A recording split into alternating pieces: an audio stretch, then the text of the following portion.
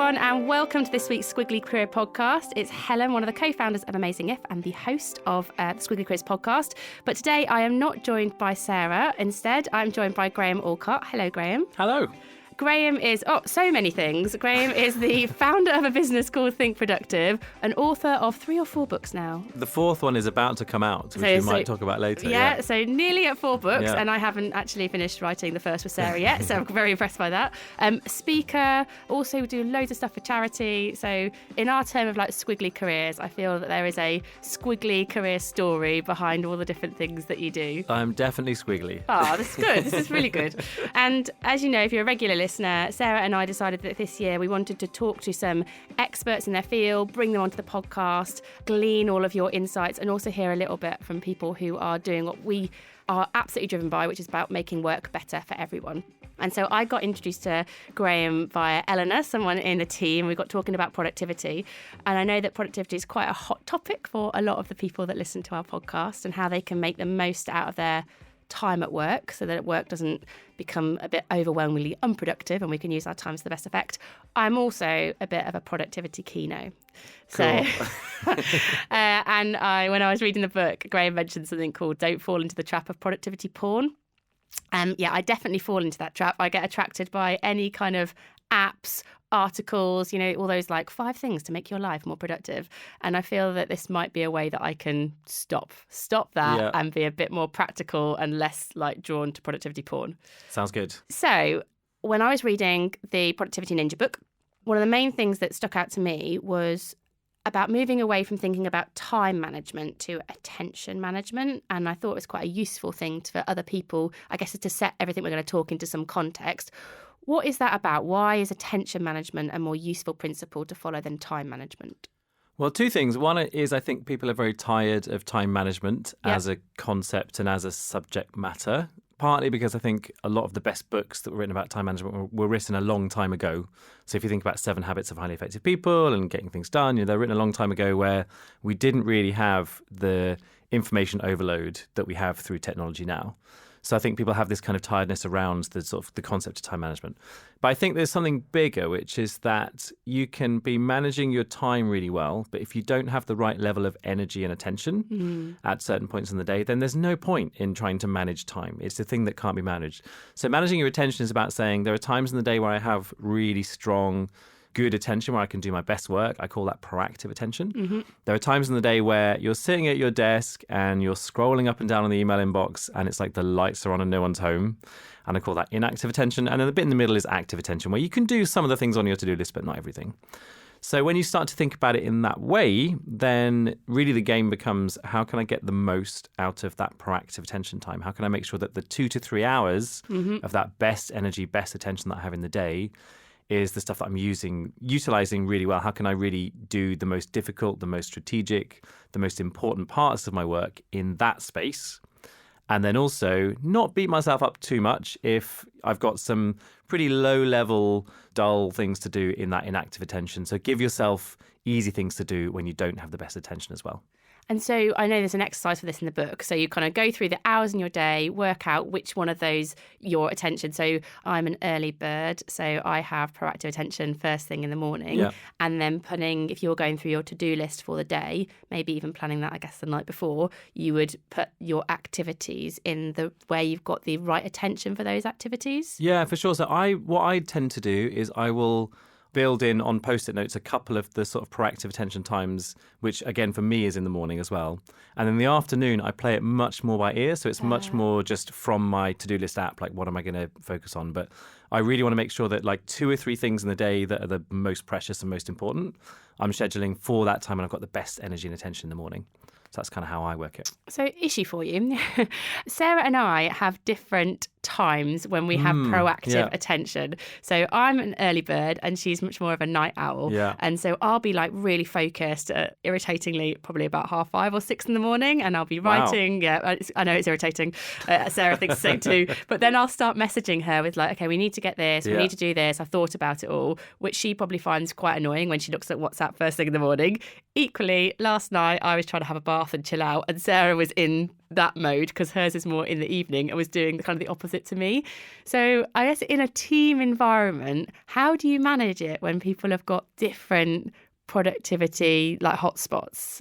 I think you have to have conversations within the team about what the ground rules are. Yeah. So as you were talking there, I was thinking there's kind of two things that are wrong that could be made right there. One is you could both have blockers so you're not looking or tempted to look at WhatsApp at the times when you don't want to be. So if you're having a bath, you want to just have a blocker on there so you're not looking at all that stuff anyway. But the other thing is, should you be sending those messages? So like, do you cut it out like at the kind of origin or at the destination, right? So you have to do one of those two things. Yeah. You know, for me, I have a blocker on my phone. So during the morning when I'm in that sort of proactive attention, want to do what Cal Newport calls deep work, then for me, that's about trying to block out Instagram, WhatsApp, Outlook, all those things that are on my phone that could just distract me. I try and just block those out during those periods of time. Just flight mode. So I have an app called Quality Time that I use for it. So in the new version of How to Be a Productivity Ninja, there's a whole chapter called How to Stop Messing About on Your Phone. And it lists a load of these blocker apps. So the Quality Time is the one I use. There's one called Freedom. There's one called Off Time. So they're just different apps that will allow you to basically set what are generally in these apps called scheduled breaks. Yeah. So you have this break from all the stuff on your phone. And in that break, show me the things that I will now not have access to. And then, okay, these are things that I want access to. And so you can kind of set that app by app, notification by notification, thing by thing. Oh, I didn't know about those. That's there you amazing. go. I'm very excited. I feel like I've gone into productivity porn a little bit, but I really want to try all those things out. Although I think for me, this is the new frontier, because if you take it back to where we started, which was don't manage time, manage attention, the biggest drain on your attention right now is phones, apps, notifications, like that sense of addiction. And what I've been saying a lot recently is if you feel like willpower is enough to stop you checking your phone and losing time to phone, then you are so naive. Because what's happening is you've got all the best minds in the world sitting in Silicon Valley trying to work out how to steal more of your attention. That is their job. That is the business model of Facebook and of Instagram and all these different things, right? So I think you have to take a strategic view of that. And I think there's kind of 2 or 3 ways around it. One, you can just say, well, I'm just going to completely ignore all of that and just be completely distracted all of the time. Recipe for disaster. You can do the opposite of that, which is to say, I'm going to purge having a smartphone at all and just have a dumb phone. And I'm not going to have any apps on my phone. I haven't even thought about that. Like, and people do that, and digital detox, but then taking it one step further and just never going back to having a smartphone. And I think that's a shame, because I think there are some really valuable uses. I wouldn't have been able to get here today without Google Maps, because my sense of direction is appalling. So I couldn't go down that completely ditch the smartphone thing. So I think you have to find the bit in the middle, and so you need apps to be able to control that and kind of give yourself the best chance in the moment when things are busy to avoid those distractions and to give yourself the best kind of sense of space within your attention. I am definitely going to look at the Quality Time one. And for people that are listening and thinking, those 3 things, I really want to know them, I will do a post on amazingif.com and I'll put the links to the resources that Graham mentioned so that people can find them. And I also really liked your point around like the destination source thing for where some of the work is being generated, because actually me sending it to Sarah, for example, or a manager sending an email to their team when they are at their productive time is about them. I'm not helping Sarah to do that work for me. I'd be much better waiting until I know she's working in the evening and then sending it to her then and saving it. For sure. Yeah, I'm a big fan of, with Microsoft Outlook, I'm a big fan of the feature that they have called Work Offline, and Google Mail has a similar thing. But I think for me, when I've got those ideas and my mind is flowing, to be able to just spit that into emails, but to have it turned off so that if it's really early in the morning or late in the day, I can leave that until the next time where it's kind of acceptable to send stuff. And I think it's different, these things are always easier to navigate as teams, the smaller the team is. So when there's 2 of you, it's much easier for you, between you guys to come to something that's probably quite agreeable between the 2 of you. When there's 10 or 15 or 30 of you, then you have to have slightly different, slightly bigger conversations about that. And my sense is it's probably better in those kind of situations to be much more conscious of what you're sending at those times, and sort of making sure that you do use Work Offline and then send it at 9 a.m. or whatever, because then you are just spitting stuff out to lots of people. Whereas with one person, if you know the other person has got an app turned on, then maybe it's fine to kind of send stuff whatever time you like because you know they won't see it and that kind of thing. I think the spitting stuff out, whether it's emails or meeting invites, happens a lot. And God, I've spent like 15 years working in big companies, and there's more and more as I guess my career started in Boots when we were using Lotus Notes and email wasn't such a predominant thing back then. Going back a bit, all the way through to Microsoft, where we're using our products, living and breathing them every single day. I've just seen just more and more of this spitting information out and an expectation that everybody's consuming it. And on the point around teams and getting bigger and how you manage that, I was thinking about what are my 3 biggest productivity challenges and hoping that they relate to most of the people listening. And I was thinking it's my inbox, being able to manage my inbox, my diary, how on earth do I stay productive when my diary is overwhelming, to-do lists. Okay. How do I get around to-do lists? I thought maybe if we chat around each of those. Should we solve that then? Let's solve if we've solved that. We've got about 20 minutes of our podcast left, Graham. We'll solve all that and live sorted. So on the team thing, I thought I might start with meetings. So one of the things I found when I was working, particularly in large organisations, was that I often felt like I didn't have a lot of control over my diary. Maybe that's not true, but I felt that way in that my diary was often filled with meetings that other people had expected me to be in. And the more senior I got in roles, the more meetings I was expected to be in. And I remember I went away at one Christmas, I think it was, Christmas a year and a half ago or something like that. And I thought I'm going to come back. I thought I'd put a system in place and I was going to have block out time in my diary and I was going to refuse to have certain meetings and I was going to get control of the meetings beast because I wasn't being at my most productive. Some of them were, you have a lovely table in your book about the types of meetings that you're in. And a lot of the ones that I was in was low listening, low doing, which I think you call like the bureaucratic meeting. I was in a lot of those. So I was like, right, I'm going to take control of this, put this time blocks in. I told my team, I was like, this is what I'm going to do for my diary. This will help me to be more effective for you. And then meeting creep happened. And I would say within 2 months, for 2 months, it was brilliant. I had time to work. But then within 2 months, I just lost control of it. And my diary just got consumed by all these other meetings. And I just felt that I couldn't control it. I couldn't be productive. So I guess my question is, how do you stay productive in meetings and when other people are determining, particularly in a team environment, what you should be in? And I was feeling awkward saying no to all of those meetings. How do you take control of it if other people are taking the control away from you? So I think you actually just hit the nail on the head with that last bit there. You were struggling to say no, right? So I think that's a huge part of this. And I think you'd obviously solved it for 2 months, right, where you'd started to block time out. One of the things I see quite a lot is where people will put something in their diary to block that time out, like emails or thinking time or planning time or whatever. And then someone else, they're trying to find a time in the schedule and they'll look at that and they'll go, oh, well, that's only your email time or that's only your thinking time, as if these things like are kind of superfluous or don't need to happen. And, for me, thinking, so Henry Ford has this quote, thinking is the hardest work there is, which is the probable reason so few engage in it. And I think, when we're in a knowledge work economy, then thinking is the most valuable commodity. And so anyone who is saying, oh, it's okay, you don't need thinking time, I'm going to book this one meeting or low-level meeting about one detailed thing over your ability to think strategically, I think that is crazy. And so there is a cultural thing there too. But I think back to the sort of personal ninja ruthlessness kind of way of dealing with that. So I used to work with somebody who, she would put those things in her diary, planning time, that kind of stuff. Someone would try and book over it. And so what we did is instead of her writing planning, she wrote Project Magenta. I love it. So Project Magenta was a thing that didn't exist. But because no one knew what it was and no one wanted to feel stupid, no one booked over it. Right? And she would sometimes even set it as like a private thing and just like keep the mystery around Project Magenta. And then she did that with a few different things that didn't exist, but they sounded feasible. So I think there's some... When the culture is really broken, there is some need to just cheat. And sometimes with productivity, cheating is good and it's fine. And we need to get over ourselves and try and wipe away that education that we had from when we were 6 and 7 years old of like, we just have to play by the rules all the time. And actually, sometimes the idea of having focus on the end result means you do have to break rules in order to make stuff happen. I think then when you think about the cultural aspect of that, I would say never feel bad about accepting a meeting that doesn't have an agenda.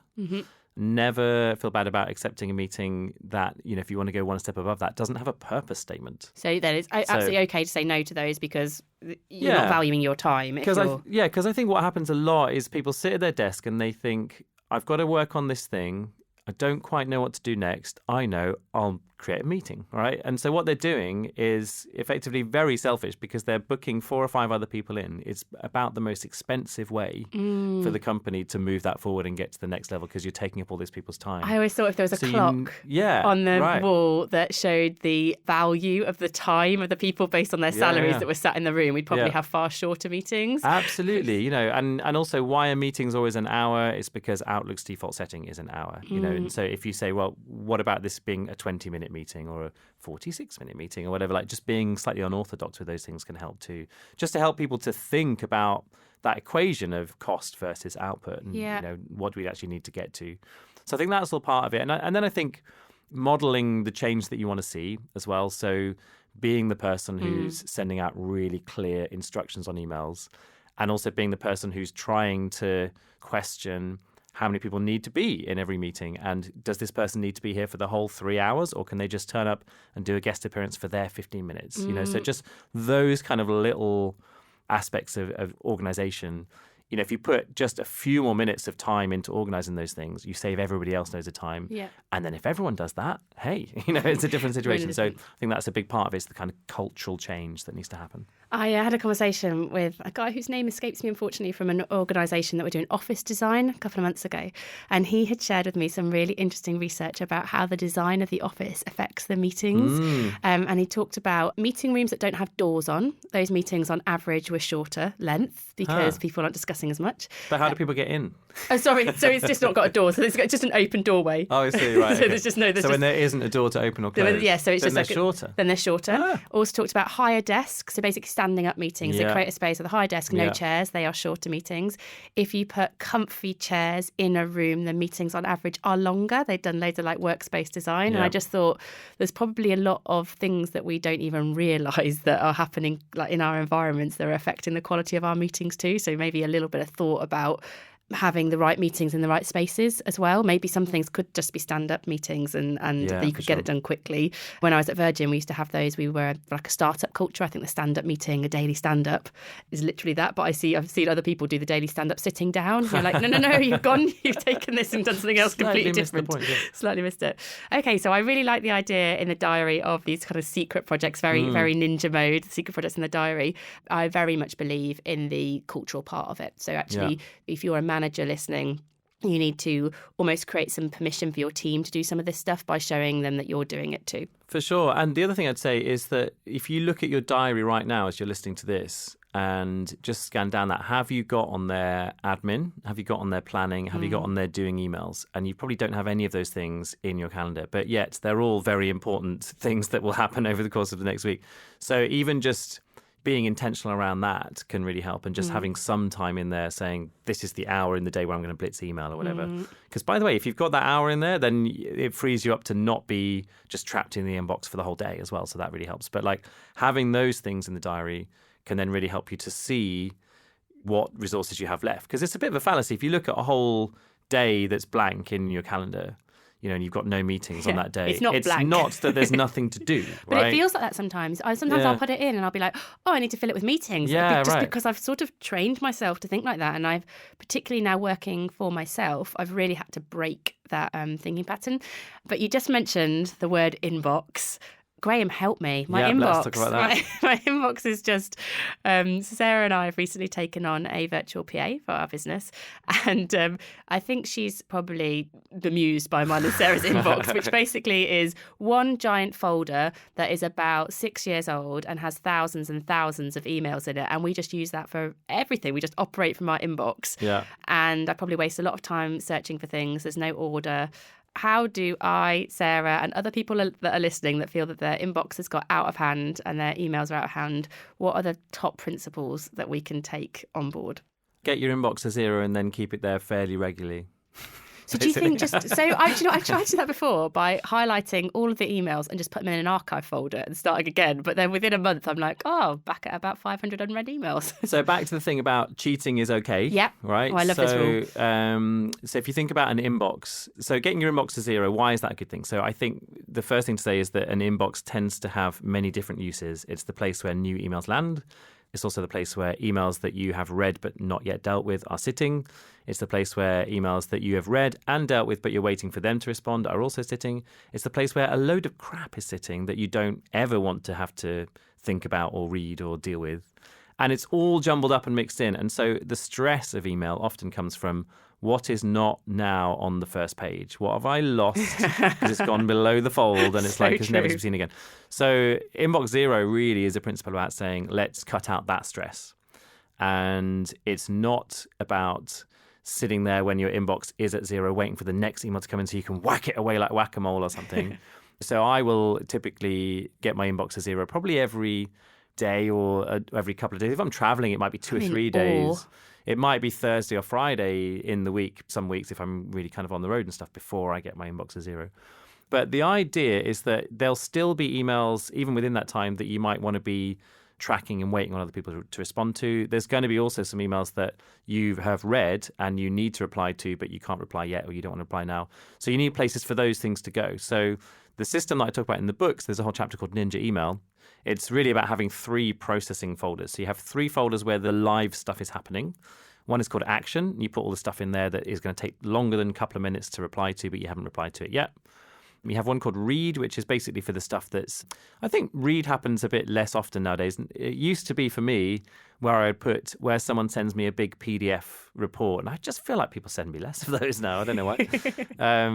Maybe I'm less important. I don't know. But just where there's chunky reading, there are no actions, but I want to read this and just get my head around it at some point. And now for me, that's typically the long newsletters from people and that kind of stuff. It's kind of useful. I want to be on top of it, but like no urgency.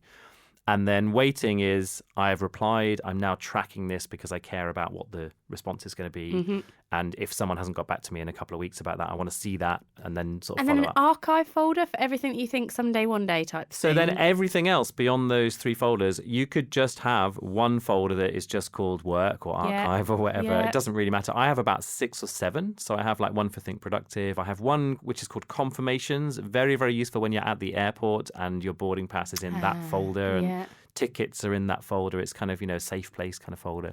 I, for some reason, like to have finance in a different folder. I just do. But, if that floats your boat, do that. So it's like a little bit of organisation for yeah. storage, but actually the action of managing your inbox is in those 3 main so you have folders. The 3 processing folders and then typically have no more than 10 or 12 archive folders. Yes. And the idea of that is that you don't have to scroll up and down them and don't have any subfolders. That's the big thing, right? So people have subfolders and then they have subfolders, and there's these kind of trees open up sometimes when I coach people on this stuff. And it gets very scary for people when I say, right, here are 6 Post-it notes. Write one folder name on each of these Post-it notes. Go. Right? And people go, like I'm going from having like 55 Give me to the having packet 6, of Post-it notes. But I think a lot of good productivity principles come from constraint. And so like giving yourself real limitations is a really important thing because it helps you to realize what really matters and what the distinctions and boundaries need to be. I really like the 3 processing folders. Our lovely player Louisa has created lots of different folders for us, but I feel like I'm just in danger of not following them with those. But maybe the 3, I could just sort of divide everything into the 3 and work from there. And with any new systems feel great when you first start using them, and then they go rusty within 2 or 3 weeks. So that's about trust. So when you have instigated something like that, what you have to do is come back and just check in with it. So you have to have a little time where you do a weekly inbox review. So just to have a look at those folders, make sure you check in those folders, make sure nothing's kind of out of sight, out of mind and that kind of thing. And just check that you trust it and that it's working. And, it's a relationship, right? So you have to have that kind of check-in, sort of ongoing communication with it, if that makes sense. Well, and that goes back to the diary thing, doesn't it? Because you're going to have to put that time into Absolutely. your diary Exactly. so you've got it. Yeah, so it happens. I can see it all links together, Graham. It's very It clever. all links together. All links together. The other thing about the cheating as well is that once you've got those 3 folders in place, what you can start to do is go, right, well, if you've got that big 500, 5,000, whatever number it is, number of emails, like select like a cutoff point, maybe it's like 2 or 3 weeks, and basically say anything that's older than that, I know there won't be actions for me to do right now. And once you've got that cutoff point, just put everything that's older than that into one folder straight away. Yeah. Call it the inbox attic or whatever you want to call it. But like, then you can just use that as a checker to say over the next month or over the next 3 months or 6 months, did I need anything that was in there ever? Yeah. And you'll find pretty quickly there might be one or two things you want to fish out, like a couple of reports or something. But once that happens, it's just gathering dust over there. And then you can delete it when you're more comfortable. But it's just a nice way of saying, a lot of people find it really difficult, the idea of just deleting everything that's older than 3 weeks. I think 95%. So just put it to one side and You can leave it. I think 95% of my inbox is probably the inbox attic that could go away.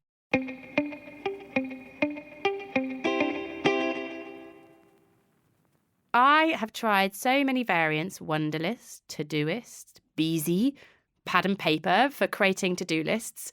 And I've never heard of Beezy. What's Beezy? I used to use Beezy. It's still going, but it's not as good now. It's sort of not evolved with the times. Sorry if anyone is listening from Beezy, but I did used to really, really like it. It had like a sort of matrix. It combined to-do lists and matrix at the same time. So I used to really like it. And now Sarah and I have some shared lists on Wunderlist, but then I get a bit scared of how big the list is, so I don't look at it. So then I have a pad and paper. Yeah. And basically, I think I don't trust the system. And I think it's a combination probably of I don't give the system time, so I'm probably not making time for it in my diary, so that's showing up there. And I don't trust the system, so then I have multiple things going on. So yeah, to-do lists are a mess. So generically, I was wondering if you've got any advice on that. And also in your book, I was really drawn to the 5 lists. You mentioned about have 5 core lists, and I thought maybe that's the solution. Actually, it doesn't really matter where you put your to-do lists. Maybe you just put everything into those 5 lists and put the time around it. So people are probably thinking, what on earth are those 5 lists? But maybe we start generically on to-do lists, and any advice that you've got would be helpful. Yeah, for sure. So, I mean, the first thing to say is back to the productivity porn thing is people get very distracted by what app should I use? Yeah. And the truth is, use the one that you like. Yeah. Right? So there's definitely... What do you like? The one I use is called Nozbe. Oh, I know it, yeah. Nozbe. I think Todoist is very good as well. And, there's 3 or 4 that have that same functionality. And the main functionality that I would look for is something that will allow you to list things as projects. And so you can see basically a list of your projects and then check into those and see the actions underneath those projects. And then will also allow you to view your list by categories. So by categories, I'm talking about things like at the office, out and about, a waiting list, all those kind of things that you can then slice and dice. So I can go to my Nozbe and see, right, show me all the things that I want to do when I have really strong proactive attention. And I can click into that. And then I can also go, show me all my speaking projects and look under each of those and look at the actions from that. So it's like I can look at it all by a project view and also by an action where I need to be context. So that is functionality that I don't think some of the more limited apps will give you. Last time I looked at Wunderlist, it didn't do that. It doesn't have the ability to do that. I know it's been kind of changing and updating. And people also hack these things, so they'll have little... they'll sort of mess around with labels and other ways of trying to get to that point. But I think Todoist and Nozbe are really classic in the way they're designed around that kind of thing, to give you that project view and then sort of category context view. So I'd look for that. But also I think the other thing is find one that you really like and then stick with it. Yeah. So I think it's very tempting if you feel like it's not working to ditch the app, throw the baby out with the bathwater and then get a new app and start again. This is the productivity porn thing. And you're like nodding incessantly as I talk about this. This is me. I'm like, and I know the root of the problem is not the functionality of the app. It's my inability to stick to it and create time for it. So this is like your relationship with your app, right? So what you wouldn't do in a relationship with another human being is like, okay, some small thing isn't working here. I'm dumping you. You would say, okay, we need to talk, right? Yeah. So with apps, what that looks like is sitting down with it, going through it. Like I was saying with the email inbox, like earning that trust back with it again, right? And just working through what's working here, what's not working, like what am I not trusting? Which parts of this am I resisting on not looking at and why? Am I scared of something? It's just like those kind of conversations. Oh my gosh, I need to have like to-do list therapy. I think this is what I need to do. But, I think it feels so much easier and more purposeful to go, right, so Nozbe isn't working, so I'm going to download a brand new app and start again. Truth is, all the apps really do the same thing. So, once you've got that basic level of functionality, it's much more about the psychology than it is the technology. I think you're right. I think I need to go back to my app and just have a look at it.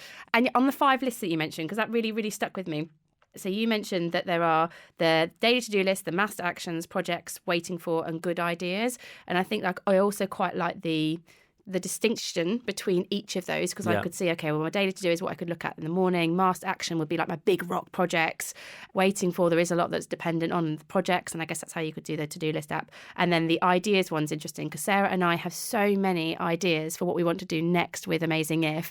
I worry about, actually, some of them are on WhatsApp, some of them are on a Word document on OneDrive. Right. Sarah loves drawing out. She's got an A3 notebook that she brings to some of our meetings because she likes to sketch them. So some of them are in there. I think maybe having one place where we keep all those ideas was probably... and also some of them will be on your to-do list, even though psychologically you're probably not committed to doing them yet, right? So that's part of the reason for having the Good Ideas Park is it's a great way of not letting great ideas kind of fall away. Or I'm very forgetful, basically, right? So part of, for me, why a Good Ideas Park is really necessary is like just knowing that I can put it somewhere and it's going to be safe there, and I can come back and, oh yeah, that thing, oh, that was a rubbish idea, or oh yeah, that's actually pretty good, or whatever. And, just having that ability to sort of chuck the idea in there, then get some space from it, then come back and kind of work out which ones are good.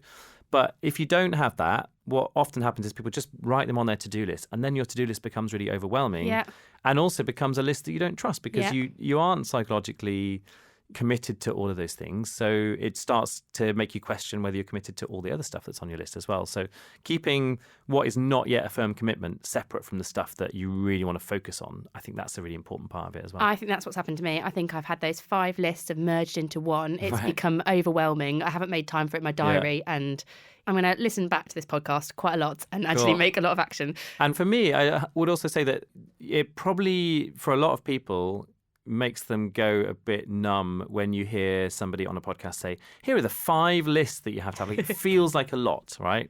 So just to sort of debunk that a little bit and break that down, the waiting for list is something I don't really look at more than about once a week. Similarly with the Good Ideas Park, actually.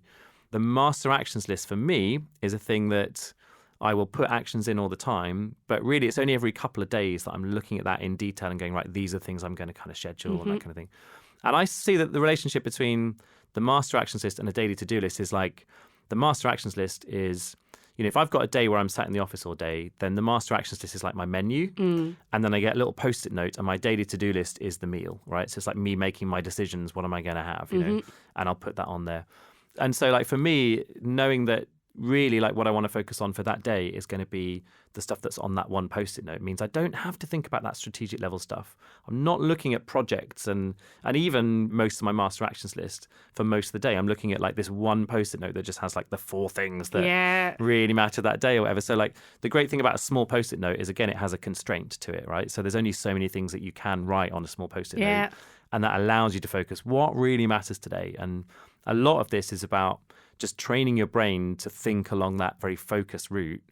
And again, it's the same as distraction notifications on your phone. It's like the distraction of having 15 things on your list for that day is going to stop you getting done the 2 or 3 things that most matter. So it's like training your brain to just give you that sense of focus first thing, and then that will allow you to continue that through the day. I like the blend of having like the retro post-it and also the app, kind of that actually the two can work together quite nicely. Yeah, for sure. The only other time I use pen and paper, though, which is useful to say, is that, if you're someone who uses an app to organize all of that thinking and the projects versus the actions and all that kind of stuff, then if you have lots of creative ideas, it might feel like I don't want to just use an app for creative ideas. So I will use pen and paper when I'm just kind of sketching things out or mind mapping. Like I want to be able to just get the ideas down as quickly as possible. And then it's like, for me, a really nice discipline is just going through that sort of the paper notes and going, right, what are the actions that from here, or what are the ideas from here that I want to type up? So I just feel like pen and paper is still the best thing for creativity because it's like, it's got a really simple user interface. It doesn't crash, right? It's a very simple way of working. And for me, that's often the best thing because you don't have to think about the tool when your brain is just in that creative overdrive mode. Kind of mode. So I went to our community this morning and said, I'm about to go and do a podcast with Graham Walcott. Have you got any questions? And I have one question that I wanted to put to you from our community. So there was somebody, I am Laura T, who said, how do you stay productive without the looming pressure of a deadline? She mentioned like the 11th hour panic and she sort of needed that to make her feel productive. Is there a way, people that are drawn to that need for urgency to be productive, is there anything they can do to combat it? So ironically, I would say I really need this advice right now because I'm working on another book and the deadline book number 5. Book number 5, Wow. yeah, which is a book about meetings. Okay. I feel like the deadline pressure with books is really the only thing that really motivates because this book feels like a very procrastinating thing otherwise. Yeah. But with the rest of my work, I think often when you hear someone ask the question, when are you most productive? Their answer is usually when I'm on a deadline. Yeah. And people feel like the deadline is the thing that is making you productive, and it's not really. So the thing that's making you productive is the fact that the deadline forces Zen-like calm. It forces you into a mode where this is the only thing that matters in this moment. And I'm really sure that I'm working on the most appropriate thing, so I'm going to do that. And you're not thinking about email at that point. You're not thinking about what you're going to have for dinner. It's like, it's me and this thing that I have to get done by 5 o'clock for my boss. Right now, focus, right? So the deadline forces you into that mode. And the thing is, you can get to that mode without deadlines. And what that's about is, again, about clear thinking. So one of the things I talk about in the book is this idea of doing a weekly review. So you look at all of your projects, you look at that master actions list.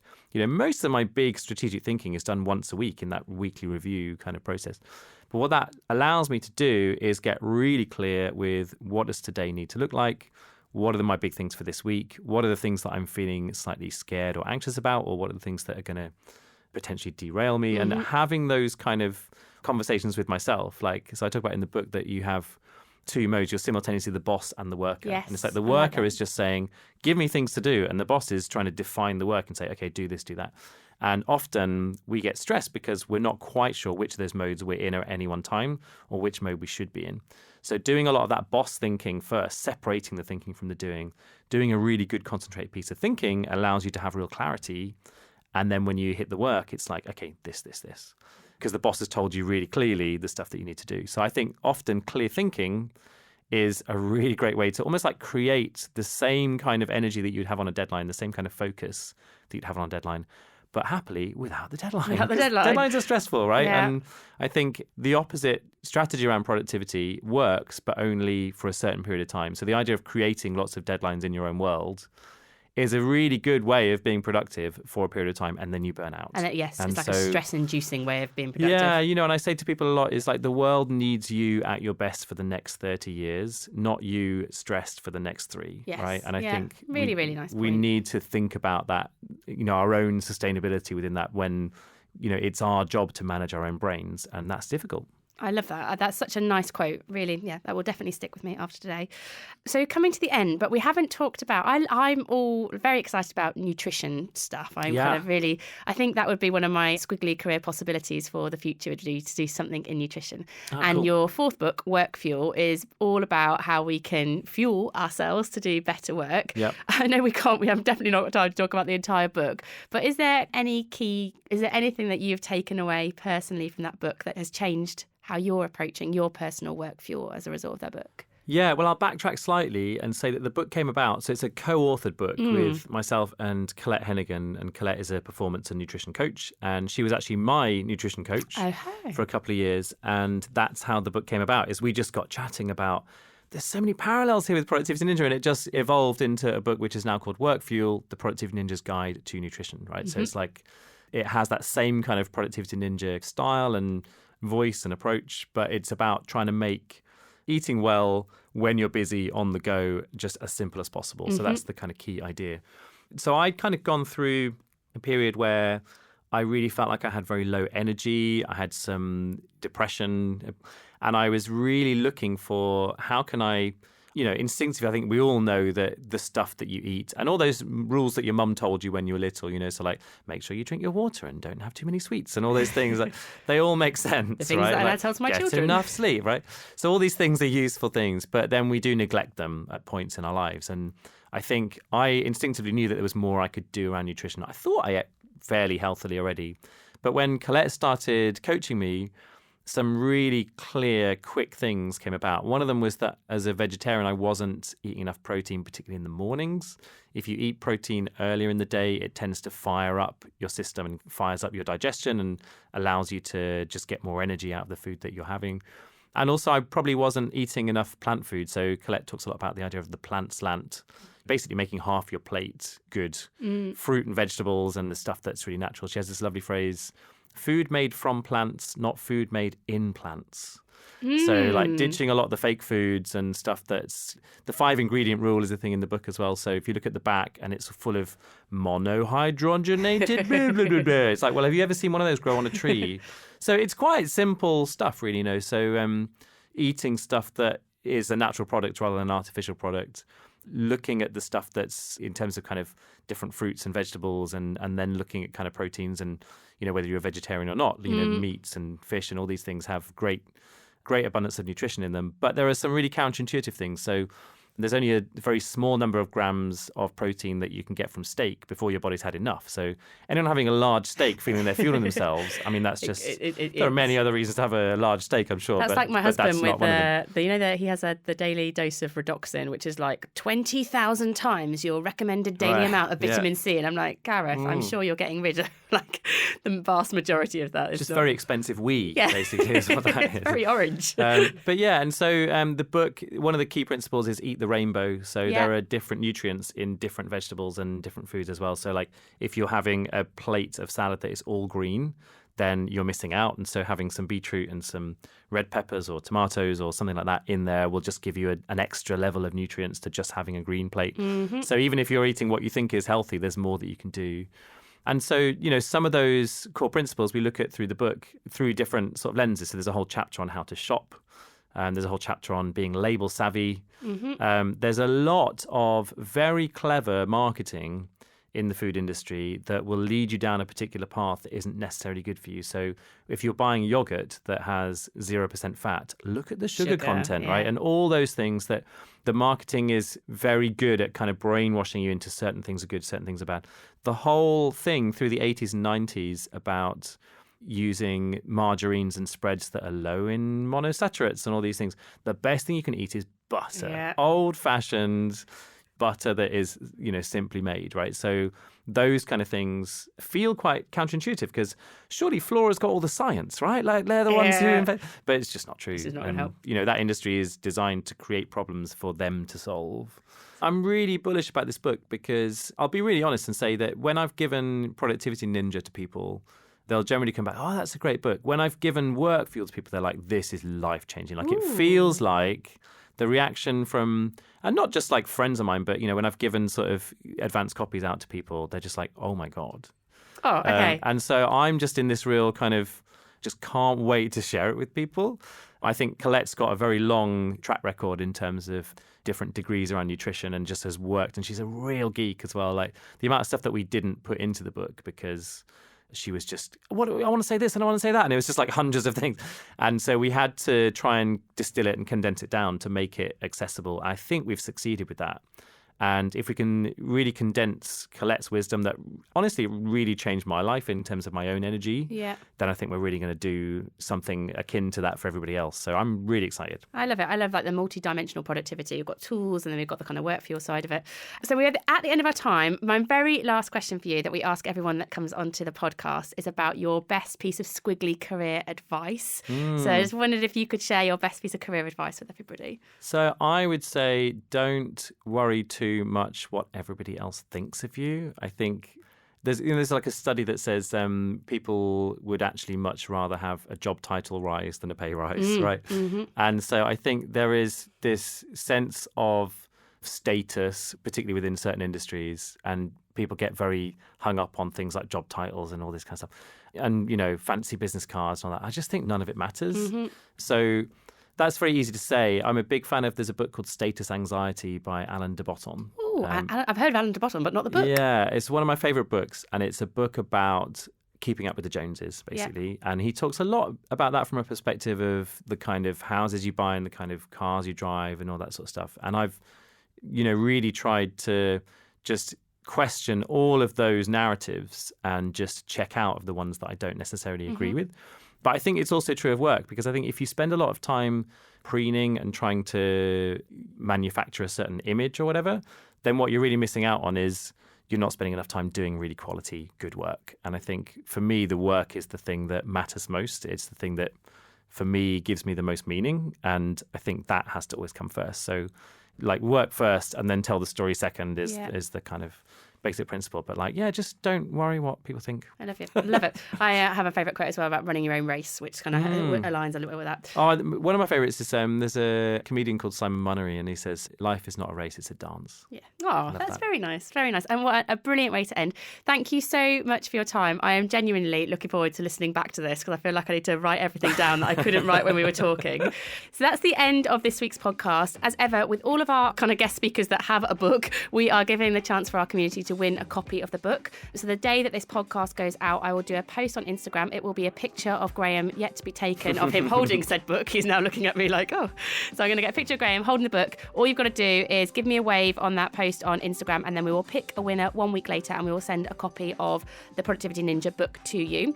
Next week, I will be back with Sarah. So normal podcast service resumes. And there'll be also on amazinggift.com, we'll do a post for this podcast. So all the things that Graham has mentioned, the link to WorkFuel, the link to all the different resources, the link to the book you just mentioned there as well about status anxiety, all on the website. But we will leave it there for this week. Thank you very much for your time, Graham. Really appreciate it. And thanks everyone for listening. Bye. Pleasure.